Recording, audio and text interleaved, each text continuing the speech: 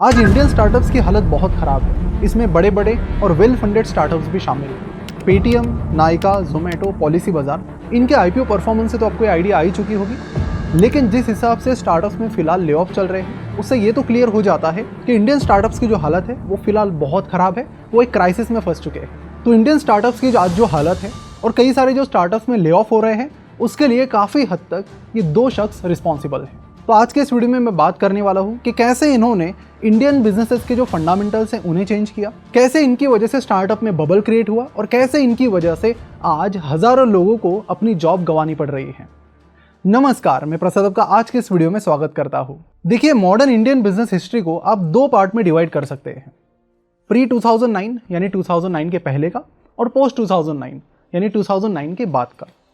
तो 2009 से पहले ये होता था कि जो भी बिजनेसेस है उनके लिए सबसे इंपॉर्टेंट जो पैरामीटर्स थे बिजनेस करने के, वो थे रेवेन्यू और प्रॉफिट।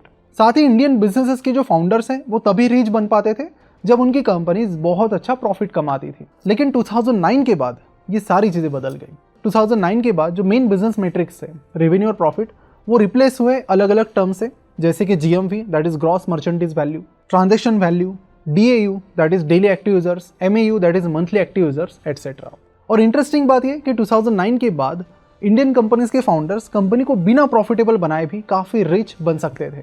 तो अब सवाल ये आता है कि 2009 में अगर इतनी सारी चीज़ें बदल गई तो आखिर ये हुआ कैसे। तो इनकी शुरुआत होती है इंडिया में वेंचर कैपिटल की एंट्री से। अब 1999 का जो .com बबल आया था, तब भी इंडिया में कुछ स्टार्टअप्स में VCs ने इन्वेस्ट किया था, लेकिन ना कुछ खास पैसा VCs के लिए बन पाया, ना ही वो स्टार्टअप्स कुछ कर पाए। लेकिन जब 2008 का फाइनेंशियल क्राइसिस आया, वो पॉइंट इंडिया के लिए काफ़ी चेंज लेकर आया। हुआ ये कि 2007 में US में जो इंटरेस्ट रेट्स थे वो 4.5% के करीब चल रहे थे। अब क्योंकि फाइनेंशियल क्राइसिस आ गया, तो उसकी वजह से जो इंटरेस्ट रेट्स है ये 4.5% से 0.25% पर लाए गए। अब जब आपके इंटरेस्ट रेट 0.25% है और आपकी कंट्री में महंगाई 6-7% से बढ़ रही है, तो ऑफकोर्स कोई भी जो पर्सन है वो दूसरे अल्टरनेट इन्वेस्टमेंट ऑप्शंस देखेगा, क्योंकि उसे उतना रिटर्न तो कमाना है ताकि वो महंगाई को आसानी से बीट कर सके। और इसी रिटर्न की तलाश में जो US के इन्वेस्टर्स हैं वो इमर्जिंग कंट्रीज़ की तरफ दौड़ने लगे। उनमें से कई सारे इन्वेस्टर्स ने इंडियन स्टॉक मार्केट को अपना हथियार बनाया, वहाँ पर काफ़ी सारा पैसा इन्वेस्ट किया और आगे चल के बहुत अच्छे प्रॉफिट भी कमाए। साथ ही कुछ लोगों ने यहाँ पर एक बहुत बड़ी अपॉर्चुनिटी देखी, जहाँ पर ज़्यादा रिटर्न्स बनने की अपॉर्चुनिटी थी, और वो थे इंडियन स्टार्टअप्स। 2009 में इंडियन ई-कॉमर्स कंपनी फ्लिपकार्ट ने 6 करोड़ की फंडिंग उठाई एक्सेल पार्टनर से। लेकिन अगले साल बड़ी कमाल की बात हुई। एक साल के अंदर इस कंपनी का वैल्यूएशन मल्टीपल टाइम्स बढ़ गया, क्योंकि टाइगर ग्लोबल ने 2010 में फ्लिपकार्ट में 54 करोड़ रुपीस इन्वेस्ट किए, जिसकी वजह से एक्सेल पार्टनर्स का जो प्रॉफिट था वो एक ही साल के अंदर बहुत जंप कर चुका था। और ये सारी चीज़ें साइड लाइन में बैठे कई सारे वेंचर कैपिटल और US में बैठे कई सारे इन्वेस्टर्स देख रहे थे। अगर हम इंडियन स्टॉक मार्केट के जो मेन इंडाइसेस है, निफ्टी और सेंसेक्स, उनकी बात करें तो हिस्टोरिकली उन्होंने 13-14% का कंपाउंडेड सालाना रिटर्न दिया है। लेकिन स्टार्टअप्स में और पर्टिकुलरली फ्लिपकार्ट के केस में लोगों को जो प्रॉफिट दिखा, उससे लोगों के होश उड़ गए। अब फ्लिपकार्ट, इंडिया की जो पहली यूनिकॉर्न कंपनी थी इनमोबी, इनके वैल्यूएशंस हर साल मल्टीपल टाइम्स बढ़ रहे थे। अब इनके रिटर्न्स देखते हुए US के ज़्यादा से ज़्यादा VCs अब इंडिया आने लगे, क्योंकि अपॉर्चुनिटी बढ़ी थी और रिटर्न्स भी बहुत बड़े थे। और इसी बीच जो वेंचर कैपिटल से, एक तो उनके बीच कंपटीशन बढ़ी और दूसरी चीज़ US से इंडिया आने वाला पैसा भी बढ़ने लगा, क्योंकि रिटर्न्स भी अच्छे थे, अपॉर्चुनिटी भी बड़ी थी। तो आगे चल के फ्लिपकार्ट के जितने भी राउंड्स हुए, उसमें 1-2 राउंड को छोड़ के सब में टाइगर ग्लोबल एक कॉमन इन्वेस्टर था। अब इतना हेवी पैसा इन्वेस्ट करके टाइगर ग्लोबल ने लगभग 30% स्टेक फ्लिपकार्ट का ले लिया। और फिर आया साल 2017, जब सॉफ्टबैंक ने लगभग 18,000 करोड़ रुपए सॉफ्टबैंक में इन्वेस्ट किए, और इसी राउंड में टाइगर ग्लोबल ने अपना कुछ स्टेक सॉफ्टबैंक को बेच दिया और वहाँ पर अपना कुछ प्रॉफिट भी बुक किया। अब अगले साल तो और कमाल हो गया। 2018 में वॉलमार्ट ने फ्लिपकार्ट को लगभग 1.5 लाख करोड़ में खरीद लिया। अब इसके बाद टाइगर ग्लोबल का जो स्टेक था, उसकी वैल्यू अपना कुछ स्टेक पहले बेचने के बावजूद भी लगभग 24-25,000 करोड़ के करीब चली गई, जिसे उन्होंने सिर्फ 6,000 करोड़ में खरीद लिया था। अब यहाँ पर सिर्फ टाइगर ग्लोबल को ही प्रॉफिट नहीं हुआ, सॉफ्टबैंक, जिसने वॉलमार्ट ने फ्लिपकार्ट को खरीदने से सिर्फ 1 साल पहले उसमें इन्वेस्ट किया था, उसने भी इस डील में बहुत अच्छा प्रॉफिट कमाया। अब ये जो चीज़ थी, इन्होंने एक चीज़ इन VCs के दिमाग में डाल दी, वो ये कि अगर आपको स्टार्टअप्स में प्रॉफिट कमाना है तो ज़रूरी नहीं है कि स्टार्टअप प्रॉफिटेबल हो, क्योंकि फ्लिपकार्ट 2009 से लेकर 2018 इस पूरे दौरान कभी भी प्रॉफिटेबल नहीं था। फिर भी उसका वैल्यूएशन हर साल बढ़ता चला गया और इस वैल्यूएशन इंक्रीज के चलते टाइगर ग्लोबल ने यहाँ पर बहुत प्रॉफिट कमाया और बाद में जो सॉफ्टबैंक आई उसने भी बहुत प्रॉफिट कमाया। अब इस फ्लिपकार्ट के केस स्टडी के बाद वेंचर कैपिटल्स के लिए सारी चीज़ें बड़ी क्लियर हो गई कि हमें प्रॉफिट से ज़्यादा लेना देना नहीं है, क्योंकि उसके बिना भी हम बहुत सारा पैसा कमा सकते हैं।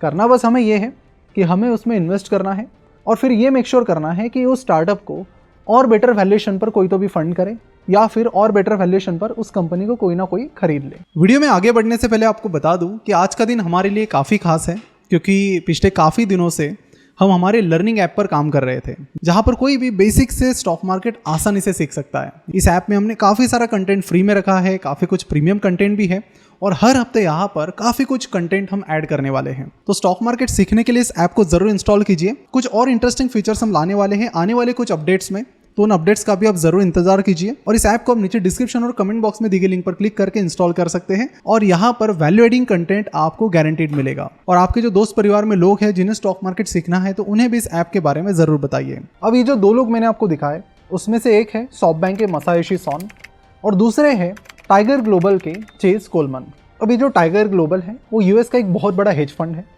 और जब वहाँ के इन्वेस्टर्स को फ्लिपकार्ट की डील से मिले हुए बड़े बड़े प्रॉफिट्स दिखे तो और ज़्यादा लोग उस हेज फंड में इन्वेस्ट करने लगे, जिससे उनके पास और भी ज़्यादा कैपिटल आया। लेकिन तब तक मार्केट में कंपटीशन बहुत बढ़ चुकी थी। अब इस अपॉर्चुनिटी को टैप करने के लिए और भी कई सारे वेंचर कैपिटल्स और हेज फंड्स रेडी थे, क्योंकि बढ़ते हुए रिटर्न्स को देखते हुए इन्वेस्टर्स का पैसा बहुत ज़्यादा आ रहा था।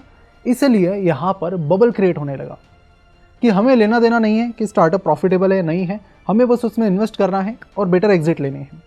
इस चक्कर में हर कोई इन्वेस्ट करने लगा। इनफैक्ट कई सारे स्टार्टअप्स जिनके पास ढंग का प्रोडक्ट भी नहीं है वो भी बड़ी बड़ी फंडिंग यहाँ पर उठाने लगे। अब देखिए, जो बड़े बड़े वेंचर कैपिटल्स होते हैं इनका बहुत सिंपल गणित होता है कि हम 10 स्टार्टअप में अगर इन्वेस्ट करते हैं और उसमें से एक भी चल जाता है तो वो स्टार्टअप हमें बाकी 9 का लॉस भी रिकवर करके देगा और अच्छा खासा प्रॉफिट भी कमा कर देगा।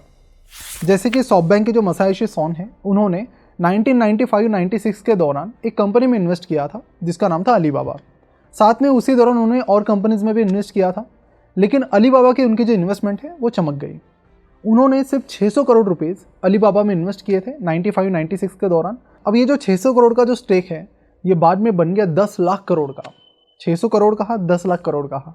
अब इतने बेहतरीन रिटर्न्स आपको मिलते हैं तो आपको कॉन्फिडेंस भी काफ़ी हाई रहता है और आपको लगता है कि इसी तरह की अगर और भी 1-2 अपॉर्चुनिटी मिल जाए तो ज़िंदगी सफल है। और इसी चीज़ को अपने दिमाग में लेकर मसायोशी सोन चले गए सऊदी अरेबिया और वहाँ से उन्होंने अपने पहले विजन फंड के लिए लगभग 4.5 लाख करोड़ की फंडिंग लाई। कुछ पैसा अपना भी लगाया सॉफ्टबैंक का और कुछ बाकी इन्वेस्टर्स का भी लगाकर उन्होंने बड़े हेवीली पूरी दुनिया भर के टेक स्टार्टअप्स में इन्वेस्ट करना शुरू किया। जब ये पहला विजन फंड खत्म हुआ तब इन्होंने विजन फंड 2 शुरू किया, जिसके लिए उन्होंने फॉक्सकॉन, माइक्रोसॉफ्ट, एप्पल जैसी बड़ी बड़ी कंपनीज को टैप करके उनका पैसा इन फंड्स में लाया और फिर अगेन उसे हेवीली स्टार्टअप्स में इन्वेस्ट किया, जिसमें से एक इंडियन स्टार्टअप्स भी थे।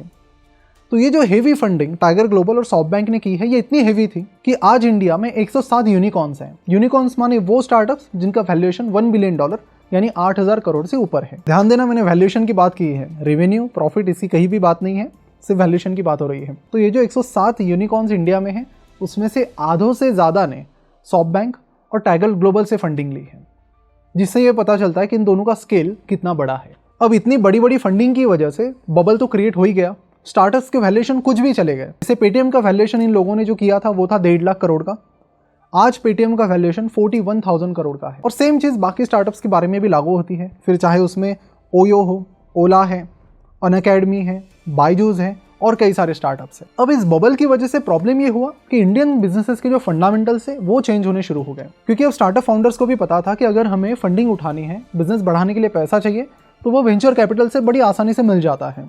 लेकिन उसके लिए यहाँ पर प्रॉफिटेबिलिटी कोई टर्म कंडीशन में थी नहीं।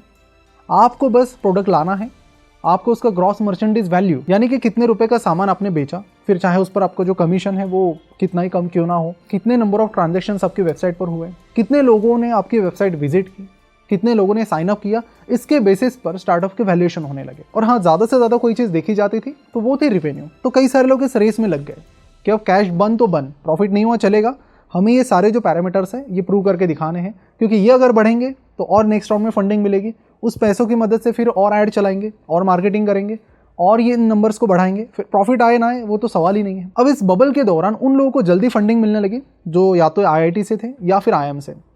तो कई सारे लोग तो अपना बिजनेस मॉडल छोड़ के, प्रोडक्ट छोड़ पे फोकस इस चीज़ पर करने लगे कि मुझे को-फाउंडर चाहिए जो या तो IIT से है या फिर IIM से है, ताकि उसके बेसिस पर वो बेटर फंडिंग उठा सके। लेकिन ये बबल आपका जो है ये तब तक चलता रहेगा जब आपकी द ग्रेटर फूल थियरी अच्छे से काम करेगी। अब ये ग्रेटर फूल थियरी क्या कहती है? ये कहती है कि आपने अगर 100 करोड़ के वैल्यूएशन पर किसी स्टार्टअप में इन्वेस्ट किया है तो आपको वो फूल ढूंढना पड़ेगा जो सेम कंपनी को 200, 300 या 500 करोड़ के वैल्यूएशन पर खरीदे। अब देखिए, कंपनी प्रॉफिटेबल हो, कंपनी तेजी से बढ़ भी रही है तो इट मेक्स सेंस, लेकिन ऐसा कुछ भी नहीं है तो सही में आपको फूल ढूंढने की जरूरत है। अब हुआ ये कि कोरोना पैंडेमिक के बाद अब फिर से यूएस के जो इंटरेस्ट रेट्स है वो कम हुए। 2019 में वो 2.5% के करीब थे, अब वो फिर से हो गए 0.25%। अब अगेन यूएस से आने वाले जो इन्वेस्टर्स का फ्लो है वो बढ़ने लगा। अगेन इन्होंने कुछ भी वैल्यूएशंस पर स्टार्टअप्स को फंड करना शुरू किया, लेकिन जैसे ही 2022 आया एग्जिट मिलना थोड़ा मुश्किल होने लगा, क्योंकि अब वीसीज ढूंढ रही थी वॉलमार्ट जैसा कोई प्लेयर जो उनके स्टार्टअप्स को और बेटर वैल्यूएशन पर खरीद ले, लेकिन ऐसा कुछ उन्हें मिला नहीं। तो ऐसे में ये जो वेंचर कैपिटल्स है इन्होंने अपनी एग्जिट का एक स्मार्ट तरीका अपनाया। इन्होंने सोचा कि अगर हम ग्रेटर फूल किसी और को नहीं बना सकते तो रिटेल इन्वेस्टर्स को तो जरूर बना सकते हैं। तो इन्होंने अपना फोकस बढ़ाया स्टॉक मार्केट की तरफ कि अब हम अपने जो स्टार्टअप्स हैं उनका IPO लाएंगे, और वो भी उस वैल्यूएशन पर जो हमने खरीदे हुए वैल्यूएशन से ज़्यादा हो। और उसी वैल्यूएशन पर फिर हमें कई सारे जो स्टार्टअप्स हैं जिनके नाम मैंने आपको गिनाए उनके IPOs भी आए। फिर उनका परफॉर्मेंस क्या है सबके सामने है। उसमें से कई सारों के शेयर प्राइस आज 70% डाउन है उनके ऑफर प्राइस से। तो 2-4 स्टार्टअप के IPOs में तो रिटेल इन्वेस्टर फुल बन गए, लेकिन अब ये भी समझ गए कि ये खेल क्या है, और इसलिए इन्होंने भी यहाँ पर स्टार्टअप IPOs को और लॉस मेकिंग कंपनीज के IPO को रिस्पॉन्स देना बंद कर दिया। जिसके बाद ये जो वेंचर कैपिटल से ये तो फंस गए। वॉलमार्ट जैसा कोई प्लेयर नहीं है इन्हें खरीदने के लिए। IPO में भी अब रिटेल इन्वेस्टर्स बोल रहे हैं कि आप जो वैल्यूएशन बता रहे हैं उसमें हम नहीं खरीदेंगे। तो इस दुविधा में आप क्या कर सकते हो? आप कुछ नहीं कर सकते, और यही से फिर इन स्टार्टअप्स के लॉसेस बढ़ने लगे। अब आपको बता दूं कि पिछले फाइनेंशियल ईयर में सॉफ्टबैंक का जो लॉस था वो था 1,90,000 करोड़। इतना लॉस था सिर्फ पिछले 1 साल का सॉफ्टबैंक का। टाइगर ग्लोबल की बात करें तो पिछले साल उनका फंड 50% डाउन था। और बात सिर्फ इतनी नहीं है, पिछले साल हर दिन टाइगर ग्लोबल को 1500 करोड़ का नुकसान हुआ है हर दिन। अब ये लॉसेस इतने बढ़ गए कि मासायोशी सोन को खुद सामने आकर ये कहना पड़ा कि मेरे जो इन्वेस्टमेंट की जजमेंट थी वो गलत रही। विजन फंड 1, विजन फंड 2, इनमें जिन लोगों ने इन्वेस्ट किया था उनको कुछ रिटर्न नहीं मिले। इनफैक्ट इन 2 फंड से बेटर परफॉर्मेंस तो यूएस के इंडेक्स फंड S&P 500 ने दी है। अगर इंडिया के इंडेक्स फंड की देखें तो उन्होंने तो और भी बेटर परफॉर्मेंस दी है। और शायद इसीलिए वॉरेन बफेट ये कहते हैं कि आपको इन्वेस्टमेंट को ज़्यादा कॉम्प्लेक्स नहीं करना चाहिए, क्योंकि बहुत सिंपल सी चीज़ें जैसे कि इंडेक्स फंड भी आपको बहुत बढ़िया रिटर्न देकर जाते हैं, बट क्योंकि वो बहुत सिंपल है इसलिए शायद उन पर कोई ध्यान नहीं देता। क्योंकि लोगों को इंटरेस्ट होता है कॉम्प्लेक्स चीज़ों में, और उन्हें लगता है कि पैसा वहीं पर बन सकता है जहां पर कॉम्प्लेक्सिटी ज़्यादा हो। आज टाइगर ग्लोबल की हालत कुछ ऐसी है कि वो सर्वाइवल के लिए भी स्ट्रगल कर रहा है। अब हालांकि ये वैल्यूएशन बबल तो फट गया जिसमें सॉफ्टबैंक और टाइगर ग्लोबल दोनों के हाथ जल गए। जैसे कि इस हेवी फंडिंग की मदद से कई सारे लॉस मेकिंग स्टार्टअप्स के पास इतना सारा पैसा आ गया था कि वो अपने एम्प्लॉयज को एट एनी कॉस्ट कुछ भी सैलरी देकर हायर करने लगे। इनफैक्ट आपको बता दूं कि अगर आप बैंगलोर जाते हो तो आपको ये चीज़ अच्छे से पता चलेगी कि कई सारे टेकीज हैं, CXOs हैं, उन्हें कुछ इस तरह की सैलरीज दी गई जो सस्टेनेबल थी नहीं। साथ ही जो कई सारे बूटस्ट्रैप स्टार्टअप्स थे जो अपने प्रॉफिट से आगे बढ़ रहे थे, क्योंकि वो तो लॉस मेकिंग स्टार्टअप्स को हायरिंग के मामले में कम्पीट ही नहीं कर पाए, क्योंकि अगर वो किसी को पैसा दे रहे हैं एज अ सैलरी तो वो कोशिश करेंगे कि 3x 4x में उससे कमा लूं। लेकिन जब उन्हें पता चला कि ये जो सैलरीज है ये अनसस्टेनेबल है तो उनकी स्ट्रगल बहुत बढ़ गई थी। क्वालिटी टैलेंट मिलना उनके लिए बड़ा दिक्कत वाला साबित होने लगा था, क्योंकि ज्यादातर लोग बहुत हाई सैलरी पर इन स्टार्टअप्स को ज्वाइन कर रहे थे। लेकिन आज जब चीजें बदल गई है तो bootstrap startups are at better place. उनके एम्प्लॉयज उनके साथ सेफ हैं, चाहे वो लोग उन लॉस मेकिंग स्टार्टअप से थोड़ी कम सैलरी कमा रहे हो। लेकिन आज इन वेल फंडेड स्टार्टअप्स के कंपैरेटिवली वो एक सेफ जगह पर है। पिछले साल 20,000 लोगों ने स्टार्टअप से अपनी जॉब गंवाई है। अगर हम जनवरी टू मार्च 2023 की बात करें तो इसमें 6,000 से ज्यादा लोगों ने अपनी जॉब गंवाई है। तो ये सारी कॉस्ट है इस फंडिंग बबल की। अब इस फंडिंग बबल की वजह से इंडिया में नो प्रॉफिटेबिलिटी का कल्चर बढ़ने लगा था, जिसकी वजह से कई सारे स्टार्टअप्स जो है वो सस्टेनेबल बन ही नहीं पाए। तो इस पूरी प्रोसेस में एम्प्लॉयज ने सफर किया, जिन इन्वेस्टर की खुद की गलती थी उन्होंने भी सफर किया, लेकिन फाउंडर्स के लिए चीज़ काफ़ी अच्छी साबित रही। जैसे कि अगर हम पेटीएम की बात करें तो उनके फाउंडर्स ने 53 स्टार्टअप्स में इन्वेस्ट किया है और उनकी सैलरी भी लगभग 4 करोड़ के करीब है। स्नैपडील के जो फाउंडर्स हैं उनकी कंपनी टाइटन कैपिटल ने 50 से ज़्यादा स्टार्टअप्स में इन्वेस्ट किया है, और कुणाल शाह ने 213 स्टार्टअप्स में इन्वेस्ट किया है। और ये कहानी कई सारे फंडेड स्टार्टअप के फाउंडर्स की है। अब इसमें गलत कुछ भी नहीं है। जो वेल थी वो इन्वेस्टर से फाउंडर्स की तरफ ट्रांसफर हुई समवेयर अदर। उस प्रोसेस में वो रिच बन गए। शायद उतनी सस्टेनेबल कंपनीज वो नहीं बना पाए होंगे। लेकिन अब यहाँ पर रिटेल इन्वेस्टर्स को भी और चीज़ें समझने की ज़रूरत है, बिकॉज इनमें से कई सारे स्टार्टअप्स आने वाले कुछ सालों में IPO लाने की प्लानिंग कर रहे हैं। तो आपका ये काम है कि एटलीस्ट बेसिक वैल्यूएशन समझना, उसे सीखना, ताकि आप किसी गलत वैल्यूएशन में किसी कंपनी में फंस ना जाए। इसी महीने के आखिर में हम स्टॉक मार्केट पर एक सीरीज बना रहे हैं जहां पर आपको वैल्यूएशन के बारे में भी डिटेल में समझाया जाएगा। आशा करता हूं कि वीडियो देखकर काफी सारी चीजें आपको नई सीखने मिली होगी। तो इसी तरह के वीडियोस को मिस ना करने के लिए जरूर फिनोशंस बाय प्रसाद को सब्सक्राइब करें और बेल आइकन पर भी क्लिक करें। मिलते हैं अगले वीडियो में। वीडियो देखने के लिए आपका बहुत बहुत धन्यवाद।